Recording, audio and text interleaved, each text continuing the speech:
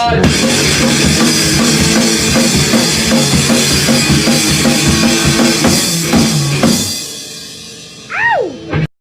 hello, my party ghouls. Welcome back to NRW. I'm your host here today, Rob, the movie guy, and today I'm bringing you the NEW. Now, do you like mist? Do you like creatures in the mist? Do you also like people who are scared shitless in grocery stores and sacrificing other people to save their own asses? Well, I got a review here for you today in a film that is highly underrated, in my opinion, called The Mist. Now, before I get into my thoughts, let's roll the trailer here real quick.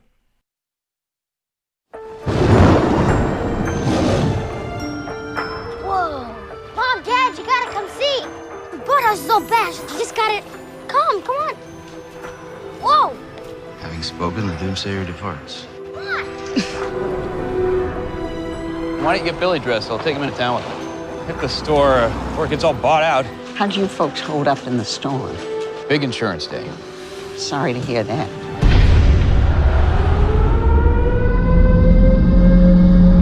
What's going on? It's death.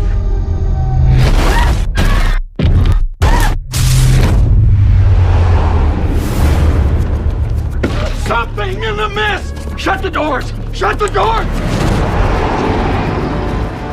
The only way we're gonna help ourselves is to seek rescue. Tie this around your waist. What for? It'll let us know you got at least 300 feet. There's nothing out there. Nothing in the mist. What if you're wrong? Then I guess the joke would be on me.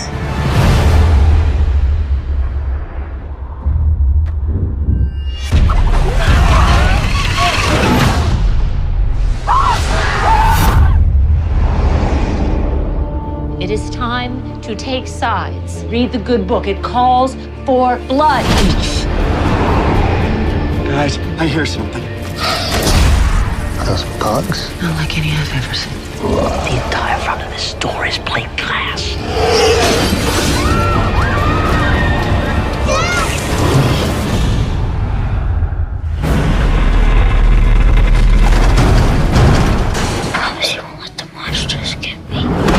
What are you guys messing with up there? They thought that there were other dimensions. They wanted to try and make a window. Well, maybe your window turned out to be a door. Who she's gonna sacrifice to make it all better? We want the boy. You try it. Kill him!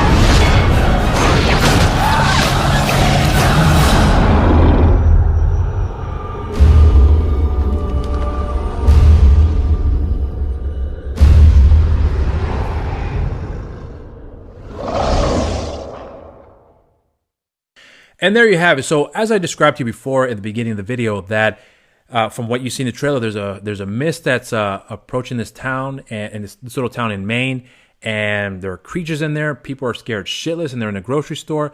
And the events that lead up the night before for everyone to come into this grocery store is because there was a storm that happened the night before, and it pretty much wiped out the town's power. So everyone's going to the grocery store to gather all the supplies that they need because they're preparing to be out of power for the next couple of days. So the grocery store has everything that they need for them to maintain their the food and water that can last throughout those days without power. So this movie, I'm going to get into something that I'm going to work very hard to avoid and to get into spoilers here, because there's a lot of things I want to talk about this movie that I love, because I really do love this movie, but there are some negatives that I will definitely get into. But the one thing I will not get into is some major spoilers, including the ending. I will work very hard to avoid delving into details with the events leading up to that ending there. So because this movie didn't do very well in the box office, I mean, it literally just did shit in the box office. This movie cost $17 million to make. It's a very low budget film according to Hollywood standards. So you would think it would make its money back, but nope, no one saw the movie. I think myself, my wife, and maybe 3 other people in the world had seen this film in theaters, because it barely lasted into the theaters. I think maybe like a total of like a month, if that, before it was wiped out completely from theaters and came out in DVD like 2 days later. So I think there's a good chunk of people around the world that have not seen this movie, probably are completely unaware of it. That's why I think it's justified not to reveal anything about this movie, especially if you've never seen it. So hopefully, with what I'm able to describe to you, should entice you to check this movie out. So let's get into this here. So as you see from what the plot is all about, I already mentioned before what's going on with the Mist arriving in this town, the people, what they're doing that are in the grocery store. That's really where the story mostly takes place at. And one of the greatest things about this film, and one of the reasons why I was so excited for this movie, is because of the director, Frank Darabont, who also wrote the film as well, too. If you don't know who he is, well, let me introduce you. This is the man that also wrote and directed Shawshank Redemption and also wrote and directed The Green Mile, both of which are Stephen King adaptations themselves. And I think when this man writes anything to do with Stephen King properties, I think he does the best. Now, I have not read any of those stories which Shawshank Redemption and The Green Mile are based on, but I did read the story for this film and where it's adapting it from. I bought the book before the film was released. I read it. I liked it. I wasn't in love with it, but I could see why Frank Darabont wanted to do this movie, because this definitely deals with a lot of like character issues, but with monsters in the background. And I thought that's a wonderful thing for someone to take and making a film off of this here. And I was excited. Now, the one thing I will reveal for the ending of that book is that it's a very underwhelming ending. I'm just going to tell you what it is in the book. The people that escaped the grocery store, because there's a lot of shit that went down in that grocery store, and they figured that our best chances to survive is to go out into the mist and let's hope for the best. And then that's pretty much where it ends. It's kind of like an ambiguous ending, very underwhelming. And I thought there is no way that movie is going to end like that, because if it does, holy Christ, it's going to suck big balls. But thankfully, Frank Darabont had been working on this movie for a number of years. He'd been trying to get this film made for years. I'm talking about for like 2 decades, if I'm not mistaken. But I had no idea of what the ending was going to be like. I just hoped that he would write something that would close out the story and not be as boring and underwhelming as what I read in the original novel. So when I saw what he did with the movie, I was beyond excited, and it actually exceeded my expectations, to be completely honest. So I'm gonna go, just shed a lot of love for this movie, because I think this is one of the greatest horror films ever made, in my opinion. But I will start off by saying that apart from Frank Darabont writing and directing this movie and doing a great job with writing a wonderful script and directing a really good horror movie, you also have the performers in the movie. You have Thomas Jane, that you see in the trailer, who's the leading man in this film. I think he is fantastic, a really underrated actor, in my opinion. You also have Andre Bauer, who is fantastic in the movie, although he's not in the film very much, but he is in the movie. He's definitely impactful. You also have Laurie Holden, Toby Jones, Will Sadler, who else? Oh, Marcia Gay Harden, who I think people who have seen the film will agree, she is pretty much the antagonist in this movie, and I'll get into more of her story later on. But the overall plot here is that although the monsters are real and they definitely are a threat in this story, what's interesting about the film is that it doesn't start off showing you the monsters. In fact, you get this you get the impression that something is dangerous out there, because when you see that trailer, when you see the trailer with that one guy bursting through the doors like, there's something in the mess, and he's bleeding and all. He's trying to explain to people about there's something out there.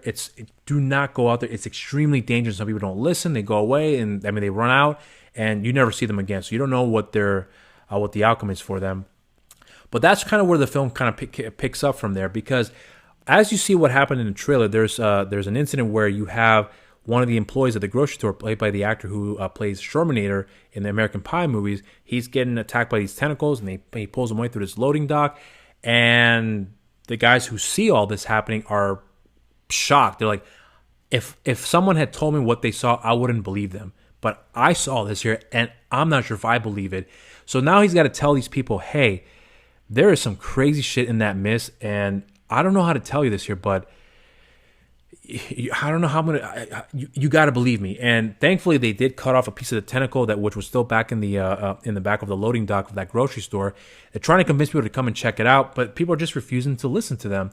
And there's a whole thing about this whole division that occurs that's insinuated in the beginning of the movie, and then later on, it's definitely just it's all out in the bag. And I think the film does a good job in setting that up, because with Frank Darabont's script, I mean, he does a great job in really executing the right amount of exposition for the film, because you get introductions of certain characters, and there's a right amount of information that's revealed about them, so you have an idea of where this character is coming from and what kind of character these actors are going to be playing in the film.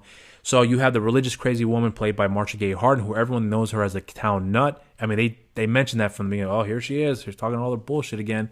And then you also have the town idiot and all this other stuff.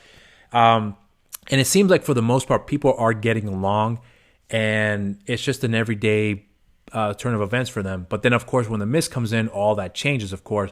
But what I'm getting at here is that you see how these people interact with one another, and you have Andre Bauer, who plays the neighbor to Thomas Shane's character, they have this major rift between each other for the dumbest things half the time, and they're suing each other left and right, and it's just a bunch of nonsense. But then in the beginning of the movie, they start to appreciate each other's helping each other out, and it looks like they may come to a pretty good relationship where they can possibly remain friends. But then all that starts to change when this whole thing that occurred in the back of this creature who killed this one particular character, and no one believes him, including himself. And he's like, fuck this guy. You guys think I'm an idiot, and I am not believing anything you guys are saying. I know you guys don't like out-of-towners, and I know you all talk shit about me. I'm fully aware of that, so fuck you guys. He didn't say that in those exact terms, but that's pretty much his attitude. And that's really where how everything starts to pick up there. And then you start noticing that a lot of the things that these people are pointing out with the flaws of these individuals, it's almost like as if though those flaws are slowly starting to become overlooked. Because with that one particular character that I mentioned about, Miss Marcia Gay Harden, who plays the religious lady in this town who's considered to be another town nut in this movie, she is pretty much preaching that God said this would happen, and none of you guys ever listen. You are all sinners. He is punishing you because you don't honor him, you don't worship him, you don't respect him. And I've been trying to tell you guys for a long, long time. And now all this stuff that's happening right now, God predicted that was going to happen. I told you all. And they're like, fuck you, lady. But then as the days and nights go on, things start to get worse and worse and worse. And she's going out of her way to say, I'm telling you, this is true. God said this. And she's reading the passages from the Bible because she carries it with her all the 24/7, it looks like. And she's reading, and God said this would happen. She's reading passages from the Bible of the events that are going right now. And she's going off the Bible and said, this is what God said would happen. And then these creatures are going to come out at night. They're going to do this and this and that. All these things that she's saying, slowly she's starting to win over some people. Because obviously people are scared. They just want to go home. They don't want to die. But they don't have the common sense to say, you know what? Clearly this lady's nuts. There's got to be another way we can handle this here. But you start to see that slowly but surely she's starting to win them over. And that's really where the horror story really kicks in, because you see that the people who are reasonable in that grocery store are starting to become like, it might be a group of people of like maybe 15, 20, 30 people. Now it's going down to like 20, 15, 11, 10, 5. So it's definitely getting smaller and smaller and smaller. And slowly she's winning more and more people as the days go on. And they realize, holy shit, this lady's going crazy, because now she's talking about sacrificing people, literally killing them for as an offer to God, because God is looking for a sacrifice. And they're like, hey, if that means that we got to kill somebody so I can go home, I'll do it. And that is so scary to me. That to me was a real horror of where the story was taking. The monsters for sure were definitely having their moments, and they were a problem for the people inside the grocery store. As you can see from the trailer, there's all these creatures that are breaking through, like these massive looking bugs and birds that are trying to fight them. It's nuts, and it's really a well executed scene too. But the real problem were the people, and I thought that Frank Darabont did a great job in establishing the characters with the right amount of exposition and letting you see how everything starts to unfold. And that's really where the story, I think, does a great job in this film under the direction of Frank Darabont. And the performances from everybody as well, too, delivering their lines and just having those nice little moments here and there. And I don't think there's ever a boring moment in this movie. Even when there's a slow part where everyone's just trying to catch up with each other with all this crazy nonsense that occur, people that you thought were going to be reasonable under these circumstances all of a sudden are just making these rash decisions that you're like, holy shit, couldn't you just wait? Just a lot of that going on. And that's really where I'm going to kind of just stop talking about the movie, because, again, if I go a little further, I'm going to start revealing a lot of things that happen in the movie which lead up to the events of the end, and and I don't want to do that for you. But as far as the positive are concerned, that's pretty much it right there. I mean, there's a lot of more positive than I see in negatives in this movie. But the negatives that I do have of this film really come mostly from the I'm going to say from the special effects, because at the time when the film had come out, I thought the special effects were done really well, because for a film that cost under $20 million, I thought they looked great. But as the years have gone by, you can tell that special effects don't necessarily hold up all that well. But in the special feature of the 2-disc DVD set that I got when the film had been released on DVD, Frank Darabont had the studio had released a black and white version, because that's how he wanted to make the film, in black and white, because he felt like that movie would look better in black and white, because he tried to make it with the old school horror aesthetics from the 1940s and the 1950s. He thought like this movie was meant for something like that, to be told in that fashion. And when he talked about that in the introduction to the black and white version of the movie, I decided to check it out, and I have to agree with him 100%. Watching it in black and white is the way to watch it. If this is going to be the first time you're going to watch the movie, please watch it in black and white, because I think that when you watch it in color, you can see that the special effects don't really hold up that well for the most part. But other scenes, I think they do pretty good. But you can definitely tell it hasn't aged all that well. But watching it in black and white, although you can tell it's not the greatest special effect you'll ever see, but for some reason, it's nowhere near as distracting. In fact, I was still mostly engaged with the story, and the last thing I thought about was the special effects, the way they look on screen, because the black and white certainly didn't hide it, but it definitely had provided this aesthetic that it wasn't a concern for me at all whatsoever. And that's the way I prefer to watch it. I have seen the color version of it a few times, and I watch this movie every year, but I think since I bought the DVD, I may have seen it in color like 4 times, just to see if my opinions just to see if the special effects may still have the same impact on me since I've watched it upon seeing that it didn't hold up well. And it hasn't changed one bit. I still think it's not that good, but watching it in black and white completely just I'll overlook all that altogether, because the story is so compelling. The black and white certainly helps with the aesthetics, and I think it's done beautifully.